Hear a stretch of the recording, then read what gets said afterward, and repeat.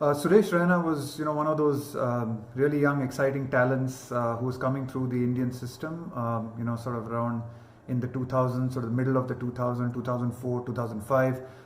Playing under 19 cricket and doing exceptionally well. And you could see even at that time that Suresh was going to be a very, very important player for India. And that's really how it's played out in the last decade and a half, and a lot of the success that India's had in white ball cricket, a lot of the great moments, the great memories that India's had over the last decade and a half.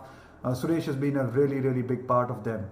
I think his contribution to Indian cricket, especially in the white ball game, has been fantastic. He's a World Cup winner. He's a Champions Trophy winner, and just the fact that he contributed so much on the field. Just his energy, the enthusiasm he brought, the way he raised the standard of fielding. It was one thing you always felt Suresh did all the difficult things for India. Batting lower down in the order.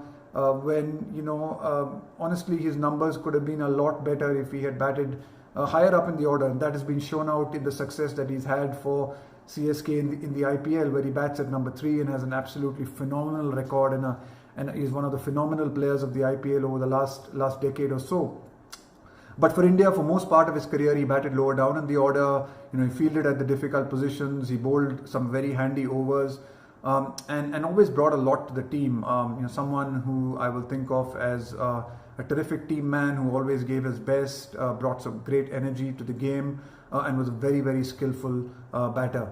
I guess he couldn't replicate the success of a debut 100 and couldn't build on that in his Test career. But be that as it may, I think his contribution in one-day cricket to India was fantastic, and he was part of a very, very successful Indian one-day team and over the last decade and a half.